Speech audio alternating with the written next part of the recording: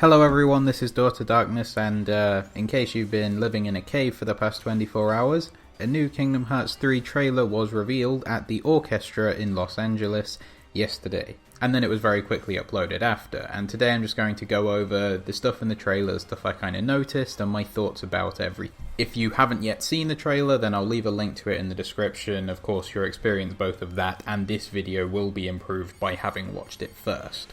So, without any further ado, let's just get straight into the trailer.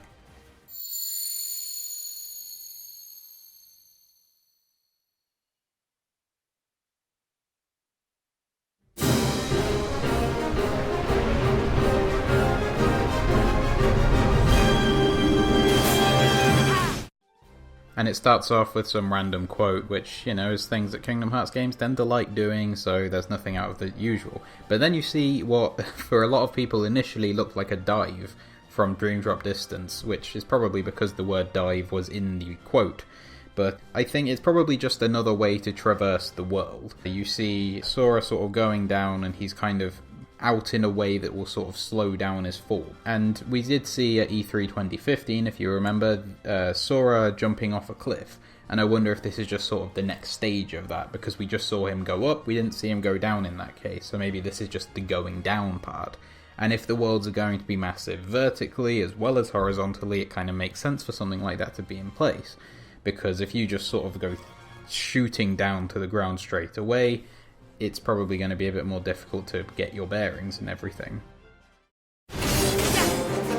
And then we see something resembling a combo. It's not really one, it's two finishes. There's a that sort of ground finish we saw in the earlier trailers, and then another one where it just sort of like hits it into the ground. And the transition between the two finishes seems quite fluid compared to what we've seen before. Of course, we did see the sort of Birth by Sleep style finisher, followed by the Magic Pulse one in 0.2, which was fine as well. And also in this scene, Sora is fighting the Minotaur Heartless from 2015, as well as some soldiers, so there's nothing new there. However, the HUD has offered something interesting. Firstly, we've got new renders in the HUD, and they do look a lot better than what we had before. I know a lot of people will still sort of want the 2D art, but I think it looks fine as it is now. We've got Sora kind of grinning at the start, and then getting more angry looking later on. And Hercules is actually in our party, which is something that, recoded aside, has never happened before. And he's fighting with you alongside Donald and Goofy. You're not losing one of them to put in the temporary party member, which I think is definitely a welcome change. It's something I've kind of wanted there for a long time, and now they've got the technology that's capable of having 4 party members running on at the same time. So that's always nice to see.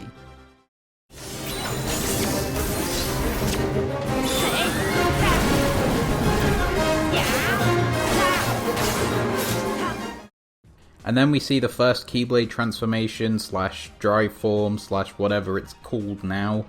And that's Counter Shield, which is guard form, I believe it was called when it was first announced in October. And that's the Keyblade turning into a shield, and is that possibly the main transformation of this Olympus Keyblade, which kind of makes sense with like Hercules' shield and all that. And it suggests that all Keyblades are going to have multiple different transformation forms.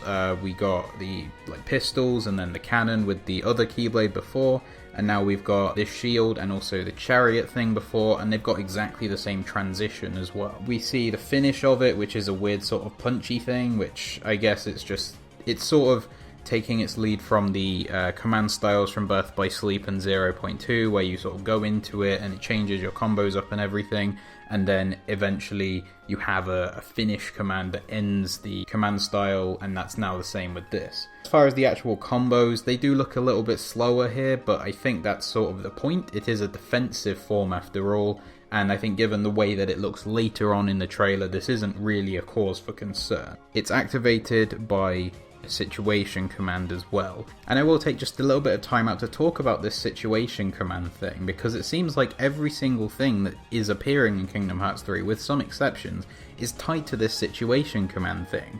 We've got the Keyblade transformations and the drive forms, which seem to be fused and one and the same, but if there is a difference, they're both there. We've got the level 4 magic, which we saw in 0.2, and they now seem to be coming back, and we've also got attraction flow.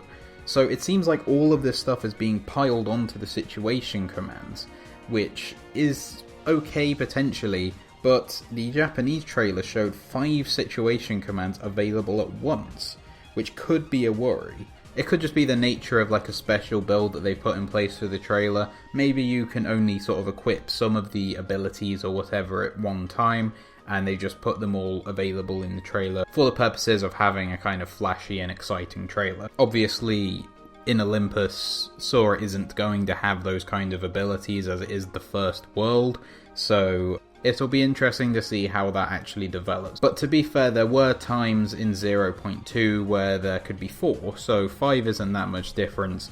Hopefully it's not to the point where you can just sort of get loads of magic ones up at once and then just spam them all to destroy everything. That is one little thing that could potentially be a cause for concern. I don't think it is yet, but it could be. The focus bar is there, but it doesn't seem to be related to Keyblade transformations as I kind of thought it would be in the past. This seems to be related to shot locks and possibly summons.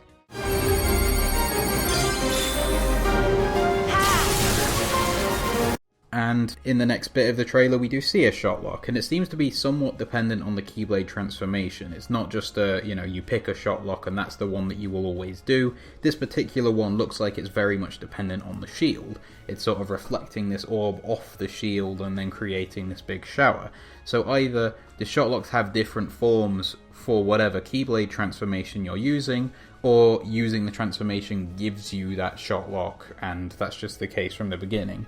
And you also have the options of Unleash, which is I assume the one that's taken by the player in this case, or Flow Chain, which is probably the flow motion hybrid thing that we saw in Jump Festa 2016.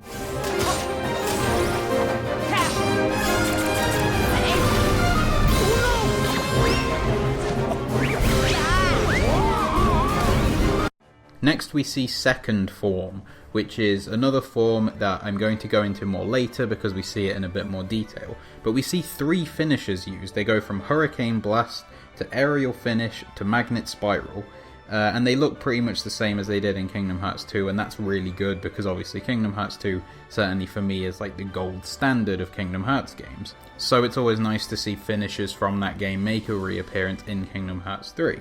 And then we see this limit attack with Goofy, which is probably related to the Link command in the bottom, and yeah, that looks pretty fine. There isn't really that much to say about that.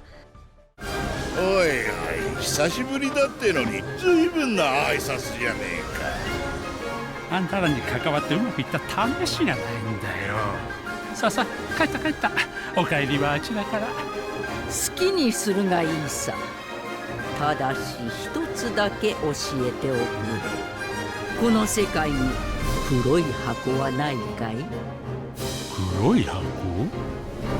Now we get onto the first story segment of the trailer. Pete and Maleficent are looking for a black box, and they think that Hades knows where it is for some reason, which is probably linked to the datascape and what they were trying to get in Dream Drop Distance, as well as the secret ending of Browser Key, where we obviously saw Maleficent in Enchanted Dominion, but in the Unchained world. It's a bit of a hint about what could potentially be in the black box, that it's somehow related to the datascape. Maybe it holds the access to the Unchained realm, and that's how Maleficent's going to go in there, and that's how she can potentially appear in Union Cross and everything, because we're assuming that this is the box that was left with Luxu, and it makes sense that the Master would give Luxu the box that contains access to the Unchained realm, because obviously he's the one who kind of sets all of that thing up, and if he wants the Keyblade wielders to survive onto the next generation, the idea is probably, okay, you can have this, you need to keep it secret, and then when the time comes we can release all these Keyblade wielders into the world. And this is me just thinking off the top of my head, but maybe this is the end. That's the target of the Master. He wants Xehanort to recreate the Keyblade using the 7 Guardians of Light and the 13 Seekers of Darkness, and then all of these Keyblade wielders from the original Keyblade War could be released into the new world. It's difficult to say exactly how it's going to work, but I think we might be slowly getting the pieces coming together. And this is the first clear link between Kingdom Hearts 3 and Union Cross. As far as graphics are concerned also, Pete and Hades are the ones that most instantly look great in the Kingdom shader. Not to say the others look bad, but there's just something that seems so right about the look of these 2 characters in particular, especially Hades.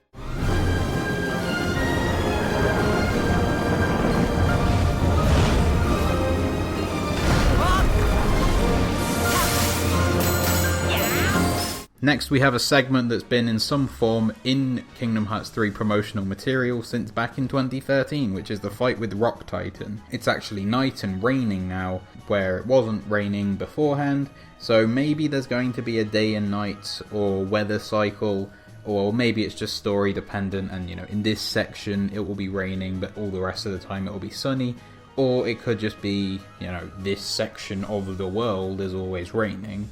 Graphically though, it does look much better than it did in E3 2013. And here's where we see level 4 magic for the first time.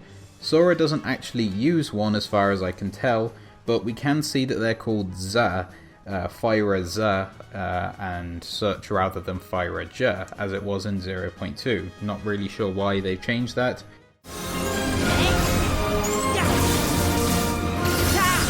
And then we go inside, which it just reminds me of how big this one world is. We've seen so much of this one world. Most Kingdom Hearts 3 stuff has been on Olympus, and there's so many different areas, and this is just the first world of the game. It makes me wonder how big this game is actually going to be. The magic looks a lot more impressive than it does before. Hopefully it's still balanced and everything, but yeah, I'm never going to complain about the way it looks, because it looks nice. It's just hopefully functionally it works sort of in a reasonable and balanced way.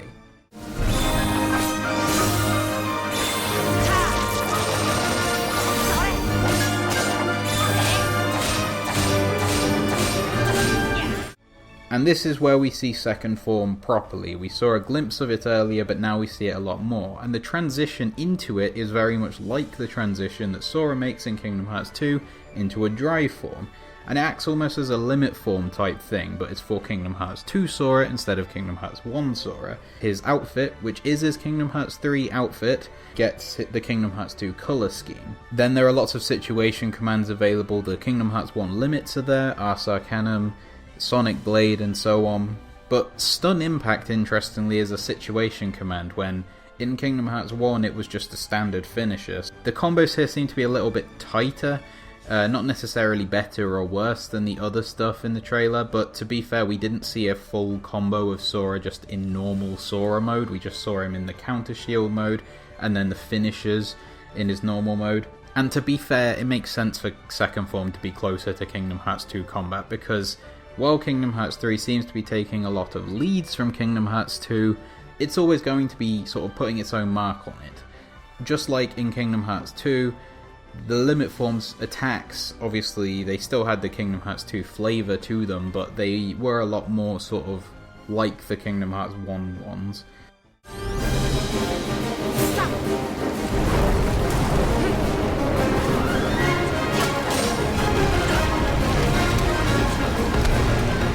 Flow motion is still in the game, of course, we've already known that for a while, but in this case, you move into an actual combo from it, rather than the sort of overpowered kind of slam attacks or the screw attacks and all that.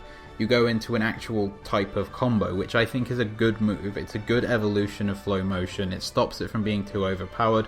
As you can see, it doesn't do that much damage to Rock Titan, it's just effectively normal attacks, but you can get to him using flow motion. And as far as this whole running up the wall thing, you do seem to be kind of magnetically attracted to the wall. It doesn't seem like it's possible for you to plummet down to the bottom, which is hopefully the case, because that would probably be very irritating if you're constantly having to run up and down the whole thing. Although the camera does look a little bit dodgy here. 存在しないものをどうやってこの世界に呼び戻すというのだ。ロクサスを復活させるということは、ソラ、お前は結局闇の力を使うのか。 And then we finish on another cutscene, and Ansem and Xemnas are here. This is in Twilight Town, and Sora's in his Kingdom Hearts 3 outfit rather than his 2 one, so this is later on in the game than all the stuff that took place in Olympus, but it does show that they're likely to be present throughout the game. The way that Dream Drop Distance kind of made it seem was that potentially all of these other forms of Xehanort would be going away and then coming back for the final battle, but it's nice to see that Ansem and Xemnas at least are going to be present throughout the game, as they were in Dream Drop Distance. Now, the one bit of the trailer that doesn't make me particularly happy, although I've kind of come up to peace with it, is that Sora still wants to get Roxas back, and we're seeing that there could potentially be a way for him to do that. We've known that he's wanted to do that since Dream Drop Distance, and everyone who's seen my previous video knows my own personal feelings about that, but the fact is that it seems like Sora might end up having to turn to the power of darkness to bring Roxas back, and probably the other nobodies as well, which is not actually how it's going to work, because we know Ansem the Wise specifically said that Sora has to remain as pure as he is to bring them back. And turning to the power of darkness is not very pure, so maybe Xemnas is using this deliberately as a way to hijack Sora's attempts to bring Roxas back. Of course, we know that Xehanort is still looking for a 13th darkness, and maybe he's still looking for Sora, because Sora was rescued, but he hasn't gone through the growth necessary like Riku to be completely invulnerable from the darkness, so maybe they still want him, and they're trying to trick him this way. Because, I mean, to me, I think Sora, like, going to the darkness, and that's the thing that brings Roxas back, and he serves, like, no purpose in the story other than to be back, kind of sounds like the worst possible scenario. It doesn't feel like a good enough reason, but if it is just Xemnas kind of manipulating Sora so Xehanort can get him again, that sounds like a good cause for a conflict in the game, and I'm perfectly happy with that.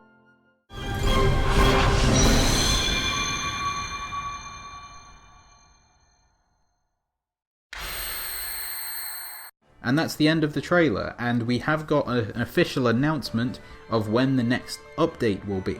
There will be a trailer and a new world, and it's going to be at D23 on the 15th of July, which was the moment where I went, oh, that's great, because the 15th of July, if anyone doesn't know, is my birthday, so I guess I'm going to have one nice present this year. So yeah, that's the Kingdom Hearts 3 Orchestra trailer of 2017. What did you think of the trailer? Please leave your thoughts in the comments section below the video. And while you're down there, please like this video if you did, and if you liked it, then check out my other videos and subscribe to this channel. And as always, thank you for watching.